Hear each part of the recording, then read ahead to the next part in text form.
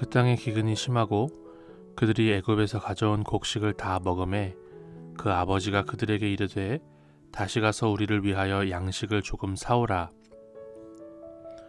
유다가 아버지에게 말하여 이르되 그 사람이 우리에게 엄히 경고하여 이르되 너희 아우가 너희와 함께 오지 아니하면 너희가 내 얼굴을 보지 못하리라 하였으니 아버지께서 우리 아우를 우리와 함께 보내시면 우리가 내려가서 아버지를 위하여 양식을 사려니와 아버지께서 만일 그를 보내지 아니하시면 우리는 내려가지 아니하리니 그 사람이 우리에게 말하기를 너희의 아우가 너희와 함께 오지 아니하면 너희가 내 얼굴을 보지 못하리라 하였음이니이다.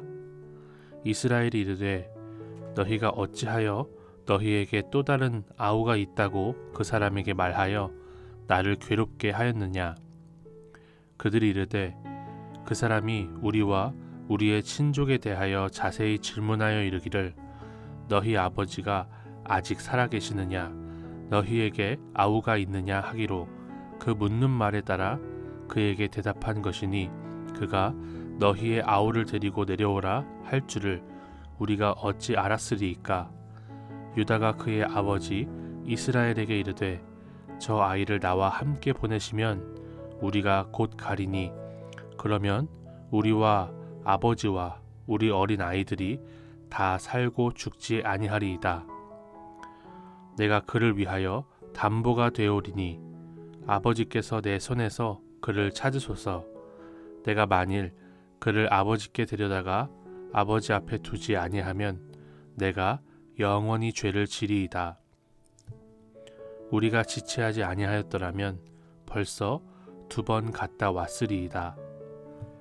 그들의 아버지 이스라엘이 그들에게 이르되 그러할진대 이렇게 하라. 너희는 이 땅의 아름다운 소산을 그릇에 담아 가지고 내려가서 그 사람에게 예물로 드릴지니 곧 유향 조금과 꿀 조금과 향품과 모략과 유향나무 열매와 감 복숭아이니라. 너희 손에 갑절의 돈을 가지고 너희 자루 아귀에 도로 넣어져 있던 그 돈을 다시 가지고 가라. 혹 잘못이 있었을까 두렵도다. 내 아우도 데리고 떠나 다시 그 사람에게로 가라. 전능하신 하나님께서 그 사람 앞에서 너희에게 은혜를 베푸사 그 사람으로 너희 다른 형제와 베냐민을 돌려보내게 하시기를 원하노라. 내가 자식을 잃게 되면 이르리로다. 그 형제들이 예물을 마련하고 갑절의 돈을 자기들의 손에 가지고 베냐민을 데리고 애굽에 내려가서 요셉 앞에 서니라. 저는 오늘 본문의 말씀에서 야곱을 부르는 명칭이 이스라엘이라는 것에 집중해 볼 수 있었습니다.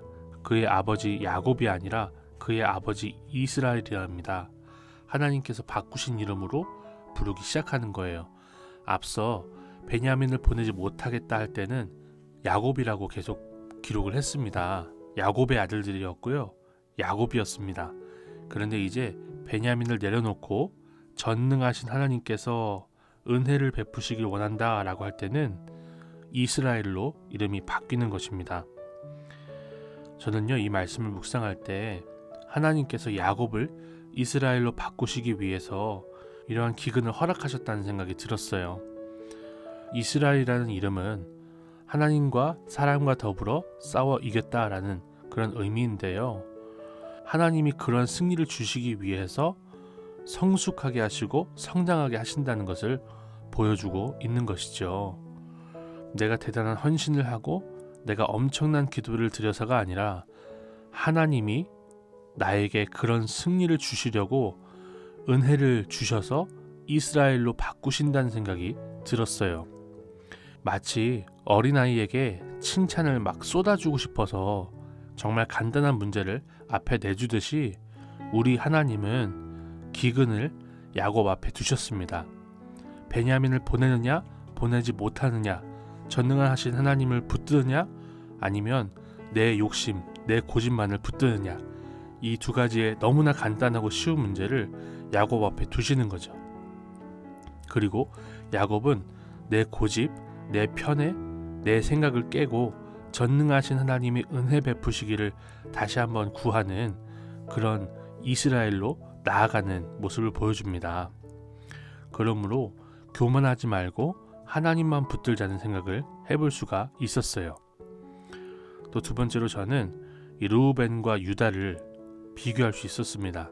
앞서 르우벤은 베냐민에게 큰일이 생겼을 때 자기가 아니라 자기의 두 아들을 죽이라고 이렇게 얘기를 했는데, 저는 이 말씀을 묵상하면서 사실 그 아버지의 그 아들이다 라는 생각을 할 수 있었어요. 야곱이 에서를 만날 때 이 야복강을 건너면서 자기 자녀들을 먼저 보내거든요. 그리고 에서를 만나는 그 시점에도 자기 자녀들이 먼저 가게 합니다.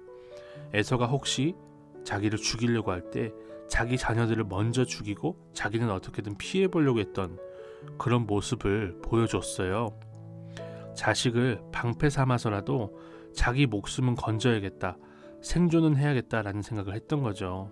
그런데 바로 그 야곱처럼 르우벤은 자기 두 자식을 방패 삼아서 자기 목숨만은 건드리지 않습니다. 베냐민을 못 데리고 오면 자식을 죽이래요. 그러나 유다는 자기 자식이 아니라 자기 자신의 목숨을 담보로 삼습니다. 베냐민을 데려오지 못하면 자기를 죽이래요. 자기가 책임지겠대요. 저는 이 두 아들이 비교가 되면서 생존이 목적인 사람은 신앙이 없거나 너무나 약하다는 생각을 해볼 수가 있었어요. 그러나 반면에 위대한 신앙인은 자신의 목숨을 버려서라도 언약 공동체를 지켜내고야 말겠다는 언약과 거룩이 인생의 목적이라는 것을 우리가 생각해 볼 수 있었습니다. 이 대를 이어가면서 자식들을 탓하고 편애하며 자식의 인생을 담보로 잡아 생존하고자 하는 그런 아버지로 살지 말자는 생각이 들었어요. 그러면서 저는 또 이런 적용을 해볼 수 있었는데요. 부모님의 모습에서 내가 상처받은 것을 내 자녀들에게 물려주지 말고 오직 주님 앞에 신실한 믿음의 조상들의 신앙을, 그 신앙의 자세를 물려주자라는 생각이 들었습니다. 그것이 믿음의 사람으로서 마땅한 것이고 하나님의 자녀로서 마땅한 것이라는 그런 생각이 들었습니다. 이런 부모로, 이런 신앙인으로 살기를 소망합니다. 하나님 아버지, 우리가 우리의 생존을 최우선하기보다 하나님의 신실한 언약을 붙드는 그런 인생을 살게 하옵소서. 상처를 대물림하기보다 믿음의 조상들이 보여준 신앙의 자세를 물려줄 수 있는 부모로 준비되게 하옵소서. 전능하신 하나님 앞에 무릎을 꿇는 이스라엘로 살게 하옵소서. 예수님의 이름으로 기도드립니다. 아멘.